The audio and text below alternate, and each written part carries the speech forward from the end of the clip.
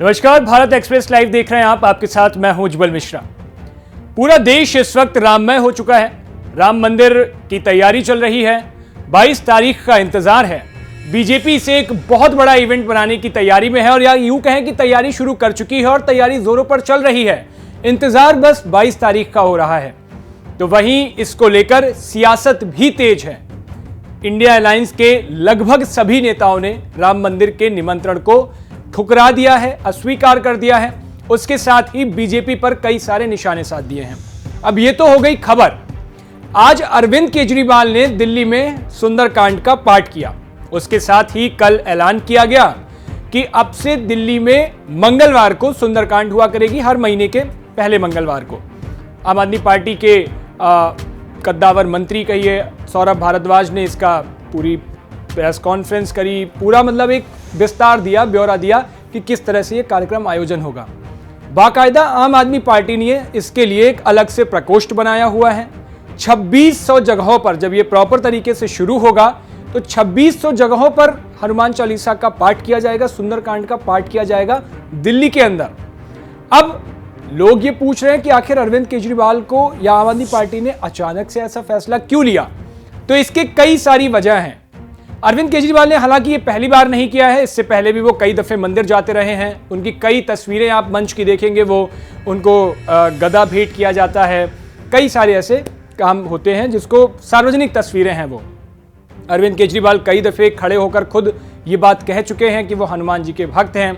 अब आप याद करिए मार्च 2021 का अरविंद केजरीवाल का विधानसभा का वो भाषण था, जब अरविंद केजरीवाल ने अयोध्या में होने वाले राम मंदिर की बात कही थी। उन्होंने कहा था कि जब मंदिर भव्य तरीके से बन जाएगा, मंदिर का निर्माण कार्य पूरा हो जाएगा, तब दिल्ली से बुजुर्गों को तीर्थ यात्रा करवाएंगे। पहले अरविंद केजरीवाल का वो बयान सुनिए। सुप्रीम कोर्ट के आदेश के बाद अयोध्या के अंदर अब एक भव्य मंदिर तो बनने जा रहा है। मैं दिल्ली के लोगों को, दिल्ली के हमारे सारे बुजुर्गों को कहना चाहता हूँ कि एक बारी मंदिर बन जाए, आप सबको अयोध्या के फ्री में दर्शन कराएंगे। तो राम मंदिर को लेकर के अरविंद केजरीवाल का स्टैंड क्लियर है। आम आदमी पार्टी के मंत्री सौरभ भारद्वाज ने भी कल राम मंदिर को लेकर पॉजिटिव रिस्पांस दिया, या यूं कहिए उन्होंने किसी भी तरह का कोई भी विवादों में रहने से दूर रहे।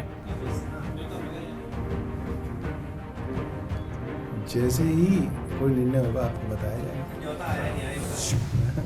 मुझे तो नहीं आया।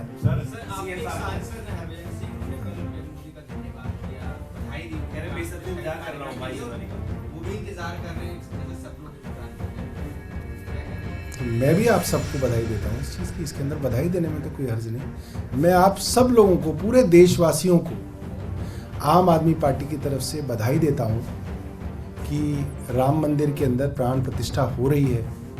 ये बहुत खुशी की बात है, ये बहुत गर्व की बात है। हम सब लोग बहुत खुश हैं। अब सवाल ये उठता है कि एक तरफ तो आम आदमी पार्टी इंडिया अलायंस में शामिल है। इंडिया अलायंस के लगभग सभी नेताओं ने राम मंदिर के निमंत्रण को ठुकरा दिया है। कांग्रेस हो, समाजवादी पार्टी हो, ऐसी तमाम सारी पार्टियों ने राम मंदिर के निमंत्रण को ठुकराया है। अरविंद केजरीवाल ने अपना स्टैंड क्लियर नहीं किया। कल भी जब बात कही गई, सवाल पूछा गया, तो उन्होंने सिर्फ, सौरभ भारद्वाज ने इतना ही कहा कि वो जाएंगे नहीं जाएंगे वो बात की बात है। हाँ, उनको निमंत्रण भेजा गया, उनको पोस्ट ऑफिस से मिला, अभी नहीं मिला, वो एक अलग का विषय है।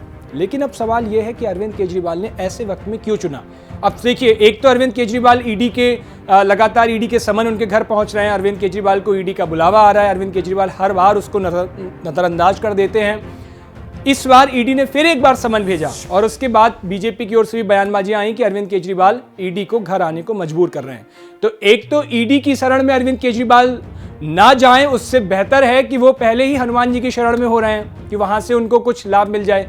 दूसरा इसका एक उपाय ये और है, अरविंद केजरीवाल की नज़र में आम आदमी पार्टी के जो उन्होंने कंसल्ट किया होगा, जिसको पूरे देश में राममय माहौल हो रखा है। अरविंद केजरीवाल जानते हैं ये बात अच्छी तरह से कि वो जो हिंदू कोर वोट है वो उनको मिलता है। दिल्ली के अंदर लगातार उनकी 2 बार की सरकार है।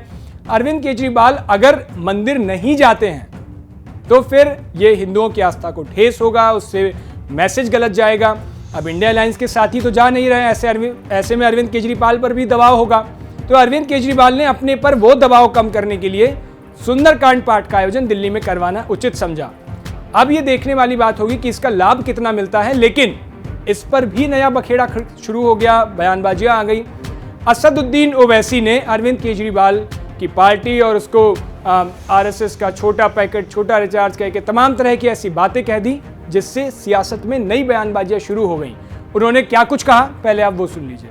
हनुमान चालीसा पढ़वाएंगे, तो उस पर मैंने ये किया है कि भाई आप लोग बीजेपी से क्या डिफरेंट है, आप में बीजेपी आरएसएस में कोई फर्क नहीं है।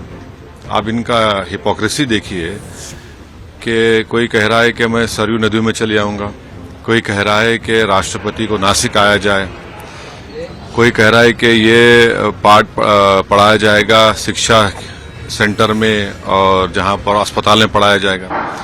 तो आप तो नरेंद्र मोदी की राह पर चल रहे हैं, जो वो कर रहे हैं आप वही करना चाह रहे हैं। तो आप में बीजेपी आरएसएस में क्या फर्क रहा है? तो मैं फिर से कह रहा हूं कि इस देश में मेजॉरिटी कम्युनिटी के वोट को कैसे हासिल किया जाए, उसका कॉम्पिटिटिव हिंदुत्व हो रहा है। और मैं इस देश के मुसलमानों से अपील कर रहा हूं कि आप लोग देखिए ये जो खेल हो रहा है इसमें क्या हो रहा है बताइए। कॉम्पिटिटिव हिंदुत्व की पॉलिटिक्स को अपनाया जा रहा है। अगर अभी भी इस देश के सेकुलर जहन रखने वाले हमारे हिंदू भाई और मुसलमान जो इसको नोटिस नहीं लेंगे तो फिर नुकसान किसका होगा? भाई आपको शिकायत मुझसे होगी, बताइए इस पर क्या बोलेंगे आप? ये जो सब तमाशे किए जा रहे हैं ये क्या है? फिर बोलिए सरयू नदी को जाएंगे, कोई बोला है कि नासिक को आया जाए, कोई कहा जा रहा है कि ये पाठ पढ़ाया जाएगा, हनुमान चालीसा पढ़ाया जाएगा स्कूल्स में, अस्पतालों में। क्या हो रहा है फिर ये? क्या ये कॉम्पिटिटिव हिंदुत्व नहीं है? क्या ये मेजॉरिटी कम्युनिटी के वोट को हासिल करने की पूरी कोशिशें नहीं की जा रही हैं? फिर ये कहां पर सेकुलरिज्म दफन हो गया? सर तो ये पूरा सियासी घटनाक्रम हुआ। अब इस पर आपकी क्या राय, हमें कमेंट बॉक्स में जरूर बताइएगा। किस तरह से जो धर्म को लेकर के तमाम तरह की राजनीति हो रही है, राम मंदिर को लेकर के राजनीति हो रही है। एक तरफ तो सब कहते हैं कि अपने अपने राम और उसके बाद राम सबके हैं, और फिर उसके बाद इस तरह से राजनीतिक बयानबाजियां और उसके बाद तमाम सारी चीजें शुरू हो रही हैं। इस पर आपकी क्या राय है, हमें कमेंट बॉक्स में जरूर बताइएगा। बाकी खबरों के लिए देखते रहिए भारत एक्सप्रेस।